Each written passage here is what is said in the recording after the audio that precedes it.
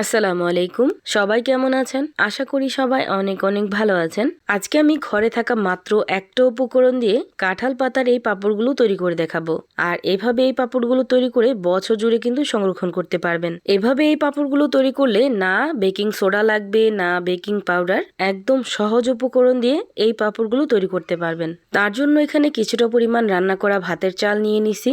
আর এই চালটাকে আমি 2 থেকে আড়াই ঘন্টার জন্য ভিজিয়ে রেখে দেব, যাতে করে পারফেক্টলি ভিজে যায়। 2 থেকে আড়াই ঘন্টা পর চালটাকে খুব ভালোভাবে ধুয়ে নিলাম। এখন একটা ব্লেন্ডার জগে নিয়ে একদম মিহি পেস্ট করে ব্লেন্ড করব। ব্লেন্ড করা হয়ে গেছে, দেখতেই পাচ্ছেন ব্যাটারটা কীরকম হয়েছে। এখন এই মিশ্রণটাকে আমি ছোট ছোট 3টা বাটিতে নিয়ে নিলাম। একটা বাটিতে আমি সাদা রাখবো, আর 2টা বাটিতে আমি সামান্য পরিমাণ ফুড কালার মিশিয়ে নিব, যাতে করে দেখতে সুন্দর লাগে।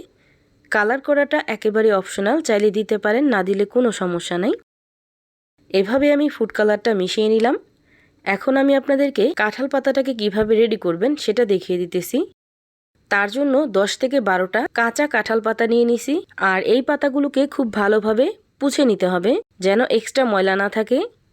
তারপর হালকা করে তেল ব্রাশ করে দিতে হবে। এই ক্ষেত্রে কিন্তু খুব সহজে পাতা থেকে এই পাঁপড়গুলো উঠে যাবে ভাপে দেওয়ার পরে। এভাবে আমি সবগুলো পাতাতে সামান্য করে তেল ব্রাশ করে নিছি। এখন আমি এই পাঁপড়গুলো তৈরি করে দেখাচ্ছি। তার জন্য একটা কাঁঠাল পাতায় কিছুটা পরিমাণ সাদা ব্যাটার নিয়ে নিলাম। তারপর কিছুটা পরিমাণ হলুদ ব্যাটার আর সবুজ ব্যাটার নিয়ে নিলাম। এখন পাতাটাকে ধরে ঠিক এইভাবে একটু রেখে দেব। দেখতেই পাচ্ছেন খুব সহজে একটা ডিজাইন হয়ে গেল। 3টা কালার খুব সহজে ফুটে উঠছে।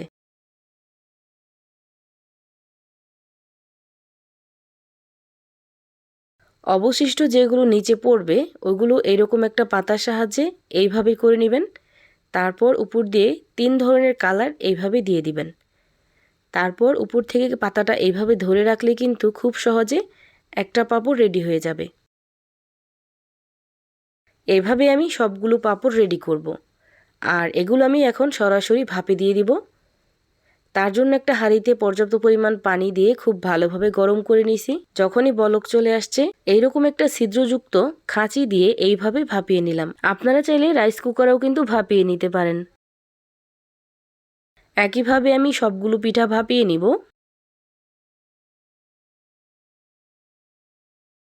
এভাবে আমি সবগুলো পিঠা ভাপিয়ে নিছি। এখন আমি কাঁঠাল পাতা থেকে এই পিঠাগুলো ছাড়িয়ে দেখাচ্ছি। দেখতেই পাচ্ছেন খুব সহজে কিন্তু কাঁঠাল পাতা থেকে এই পিঠাগুলো উঠে যাচ্ছে।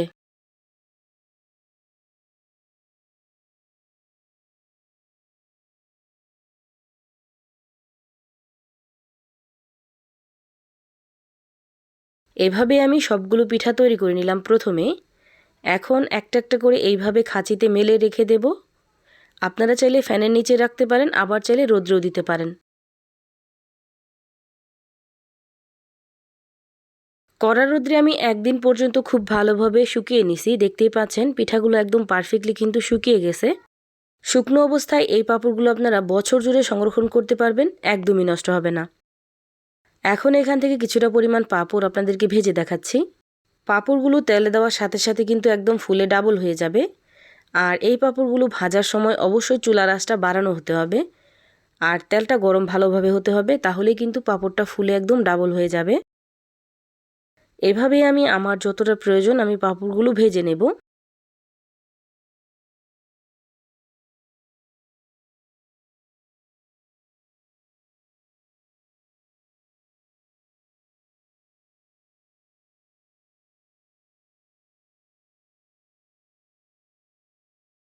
এভাবে আমি আমার যতটা প্রয়োজন আমি পাঁপড়গুলো ভেজে নিছি।